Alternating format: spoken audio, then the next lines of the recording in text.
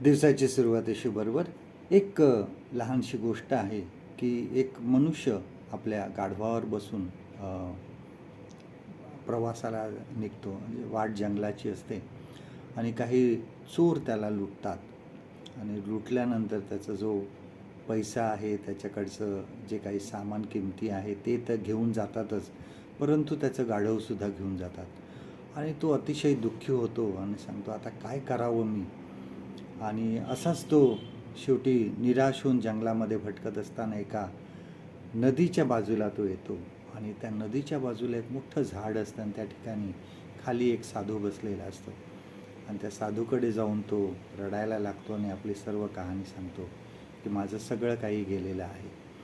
आणि साधू त्याला शांत करतो आणि त्याला सांगतो मी तुला एक गोष्ट सांगतो. आणि मग तो त्याला गोष्ट सांगायला लागतो की एका गावामध्ये एक गरीब शेतकरी राहत असतो. त्याची पत्नी आणि एक मुलगा असतो.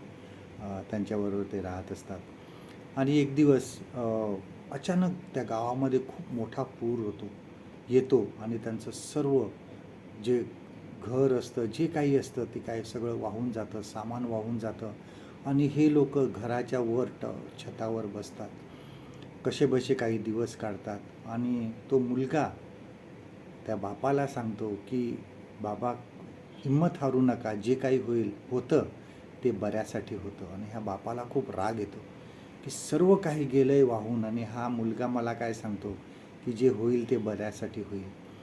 आणि तो त्याला खूप बोलतो आणि तो मुलगा खूप निराश होतो.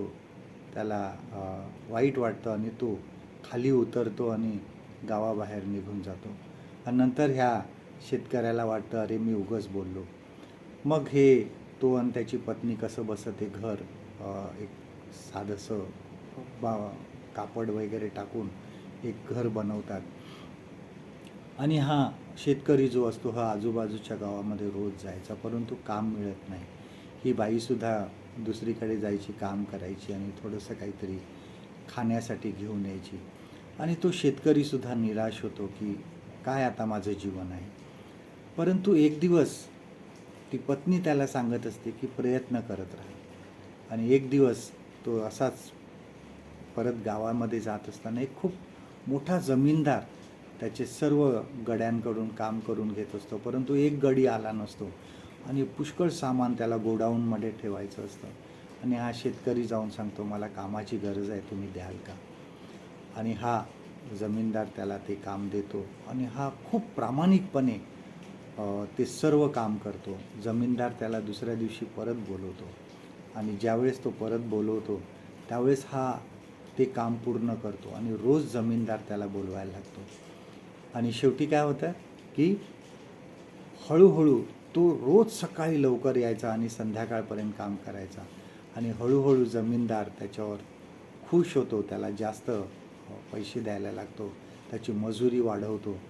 आणि एक दिवस त्या जमीनदाराला समजतं की हा एकदम साध्या घरामध्ये राहतो की जे कापडाने चारी बाजूने बांधलेलं आहे.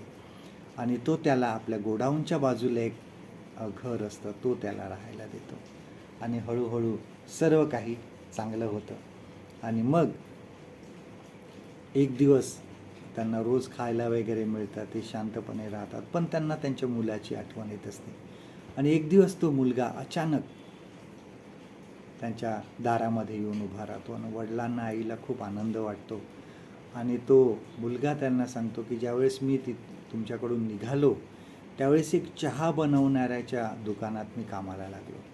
त्या ठिकाणी झाडलोट करायचं, सगळं काम करायचं, चहा कसा बनवला जातो, गिऱ्हाईक आले तर त्यांच्यावर कसं बोलायचं, कसं त्यांना द्यायचं, हिशोब कसा ठेवायचा, हे सगळं मी शिकलो.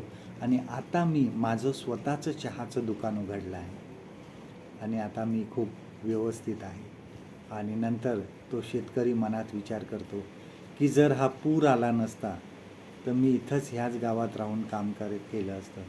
पूर आला म्हणून मी काम शोधत इतर ठिकाणी गेलो आणि मला हे चांगलं घर मिळालं आणि चांगलं काम मिळालं. माझा मुलगा रागावून निघून गेला, मला वाईट वाटलं, पण तो त्याच्या पायावर उभा राहिला, आज त्याचं स्वतःचं दुकान आहे. ती गोष्ट संपवल्यावर त्याला साधू सांगतो बघ की अशा प्रकारे आहे, जे घडतं ते चांगल्यासाठी घडतं. आणि मग तो त्याला एक त्याच्या पिशवीतून एक सोन्याचं नाणं काढतो आणि तो त्याला देतो आणि सांगतो, हे ठेव, हे मला कोणीतरी दिलं होतं, मला त्याचा काही उपयोग नाही, हे तुला ठेव. आणि मग तो माणूस ते हातात घेतो आणि सांगतो, अरे बापरे, जर माझं चोरांनी गाढव माझी मालमत्ता सर्व काही लुटलं नसतं तर मी ह्या ठिकाणी आलो नसतो, या ठिकाणी आलो नसतो तर मला तुम्ही भेटला नसता, आणि तुम्ही भेटला नसता तर मला हे सोन्याचं कॉईन मिळालं नसतं. आपल्या जीवनामध्ये बऱ्याचदा असं होतं, आम्हाला असं वाटतं की ह्या चिंता, संकट, परीक्षा आमच्या जीवनामध्ये येत आहेत, परंतु ह्या मागे काहीतरी एक योजना असते देवाची. त्यामागे देवाचे काहीतरी आमच्याविषयी संकल्प असतात. बऱ्याच वेळेस आम्हाला जीवनामध्ये खूप कठीण वाटतं. आपण म्हणतो ना, जे होतं ते चांगल्यासाठी होतं, पण ज्यावेळेस खरोखर आपलं सगळं काही निघून जातं त्यावेळेस ह्या म्हणीवर विश्वास ठेवणं कठीण जातं. एक दरवाजा बंद झाला की दुसरा उघडेल असं आपल्याला सर्वजण सांगतात, पण त्या कठीण प्रसंगामध्ये अशा गोष्टींवर विश्वास ठेवणं जड जातं. परंतु लक्षात ठेवा, देवासोबत राहा, देव आपल्यासोबत आहे. जे काही तो घडवतो आपल्या जीवनामध्ये त्याचा आमच्याविषयी काहीतरी संकल्प असतात, काहीतरी विचार असतात.